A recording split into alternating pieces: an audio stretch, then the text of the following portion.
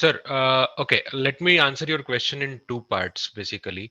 As Ajit Nair sir has already spoken about this, right? So, the most of the pumps used in our localities. I mean, not talking about public utilities. It's about the domestic usages like apartments or whatever large societies it is.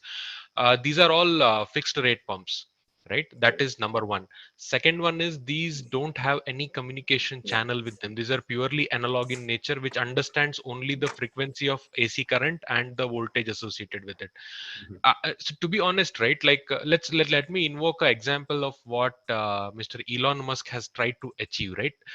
Teslas don't have a gearbox, but there is no single car in India which doesn't have a gearbox. The reason why Tesla was able to achieve it is because he made use of the property called AC current frequency, and he was able to control the motor and its torque. But Indian pumps, right, lack this particular capacity. They are fixed to 50 hertz or 60 hertz in the frequency range.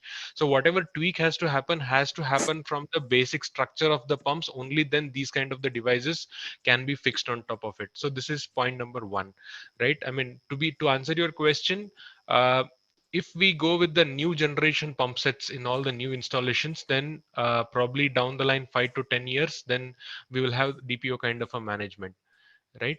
And but having said this, this has a huge market in our public sector Yeah. stuff, Right. because just think about I mean, you had hosted Sriram Vedire in one of the talks, right, where he spoke about the Kaleshwaram lift irrigation project. Just think about this, like there is one calculation which says that the states of Telangana and Andhra Pradesh, 35% of the power is used for Kaleshwaram lift irrigation, right? And they are housing 10 of the largest pump sets in India, right?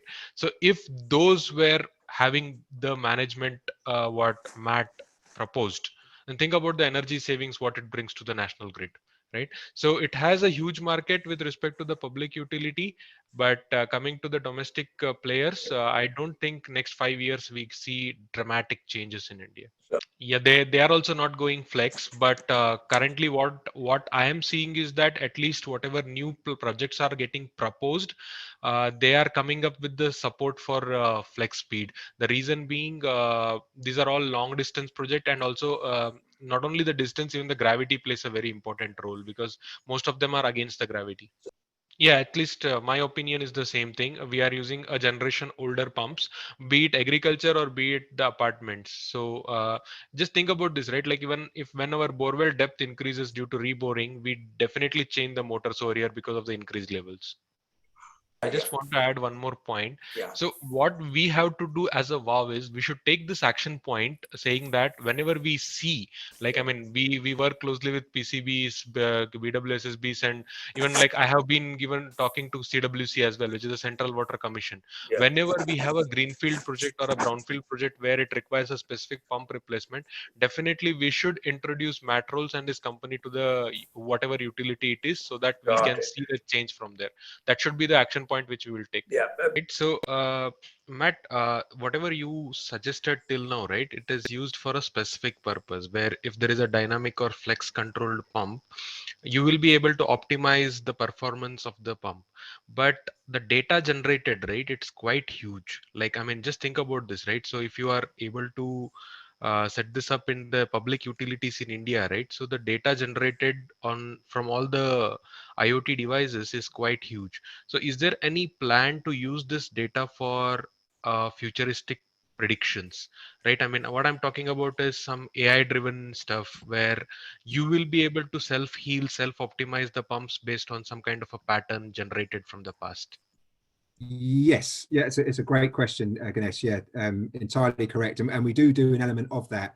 Um, Less so in terms of AI, and the only reason we don't say AI as much is it's still a little bit of a buzzword, and our CEO kind of slaps us on the wrist if we say AI. But there's very much a machine learning element to what we do as well in terms of predicting pump performance and predicting failures. So because we have that digital twin, what that digital twin provides for us and for the customer is an infinite amount of virtual sensors all the way across that system.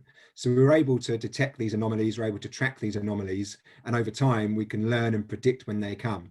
So the the pump side of it, it's less machine learning because that is hard data that we're taking in, and we can quantify that. But more so on the system side of it, there is a machine learning or AI element where we're able to predict issues that come up in the system because the system has seen them before, and it kind of learns those trends and makes recommendations based on what it's seen before. So as we've mentioned, you know, as head maybe increases across the system when flow or pump power doesn't increase, that's typically a sign that there's some kind of blockage or sedimentation build up in the discharge line. So we would alarm and we would react to that. Similarly, if the absorbed power is less than the modeled power would be, that's a sign that there's a suction side blocking. So we're able to use that as historic data that we then machine learn from in the future to use that as a predictive tool, a predictive maintenance or predictive analytics tool. I have a second question come suggestion. So whatever the DPOs you are talking about, right? So are these intrusive or non-intrusive in nature? Why I'm asking this question is how easy is it to retrofit any system? Yes, so they are non-intrusive in nature. So as I mentioned, I'm going to hold one up now. I've got one here. This is the size of it. It's about, I mean, I'm going to date myself now, but it's about the size of a Sony Walkman, or a couple of decks of cards. It's pretty small, but it's non-intrusive. So this goes into an existing control panel. It has those three connections: the power, the data, and the cellular connection. And from that point on, it begins to change in hard wiring. There's no physical installation or deinstallation work or activation that has to be done. So it's plug and play with an element of kind of commissioning, and equally it can be switched off in the same period of time and either left in place or just disconnected. So it's 99% non-intrusive. There's some integration on the PLC side, but that reverts back to type if it is uninstalled. And Sure. Thanks.